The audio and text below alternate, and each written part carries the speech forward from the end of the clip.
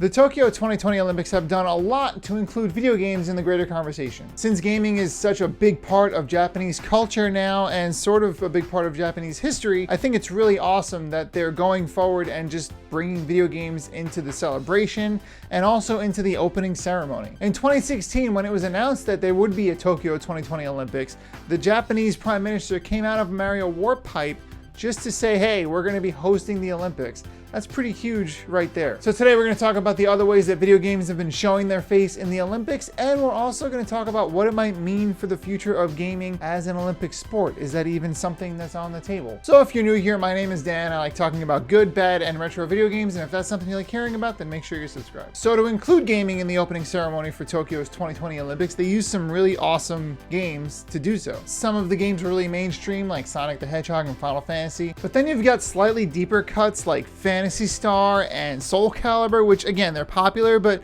these aren't the kind of games that you talk to your friends who aren't into video games. People know who Sonic is.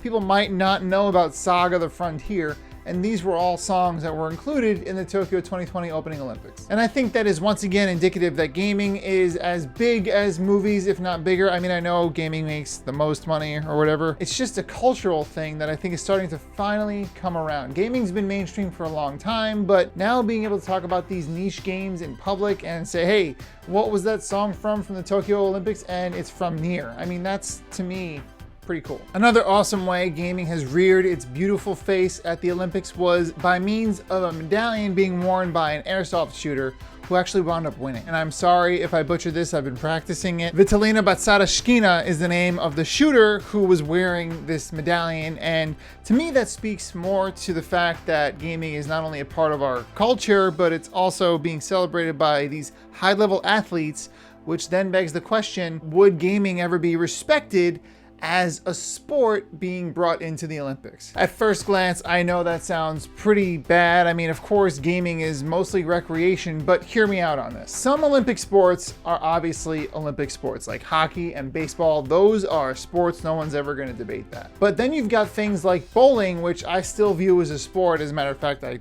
love bowling. I need it to be viewed as a sport because it's the kind of thing that I like being good at. But when you think about bowling, it's more so a mental game, more so about your hand-eye coordination and being able to get repetition and really focus on your movement and adjust accordingly as things change on the lane. And then when you think of things like shooting and archery, that's sort of a similar situation. You have to adjust for the wind. If you're outside, you have to adjust for the distance, and you have to adjust yourself and make sure that you're focused. But really, you're trying to make a mechanism work the right way. So whether it's an airsoft gun or a bowling ball on a lane or a bow and arrow, in my opinion, they're very similar to gaming. It's no secret that esports is lucrative, and also it requires a lot of skill. You need to practice and also be born with a little more tendency to have a better hand-eye coordination. I think folks would be hard-pressed to say that esports athletes aren't athletes just like a football player. Of course, they're doing different things. They're not throwing a football or throwing their body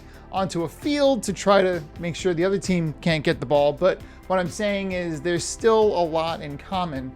And I do think that it comes down to the ability to compete at the thing. So as gaming grows in popularity and as it becomes more of a part of us rather than an addition to the culture, I do think that gaming has a chance to be at the Olympics as a sport at some point, hopefully within our lifetimes. I think the bigger question is, what game would they use? What one game, if not a few games, would they use to determine the abilities of a gamer who plays it? There's a lot of other things involved too. How do you avoid cheaters? How do you avoid people doping? Because there might be some drugs that aren't covered by the Olympics right now that could be used by gamers. I'm not even sure if caffeine would count. There's a lot of logistics that I don't have the answer to, but I do think that it's inevitable for video games to be brought up into the discussion of an Olympic sport. We've seen skateboarding be added, and again, skateboarding and gaming are not the same at all, but it's a new sport. The Olympics have now proven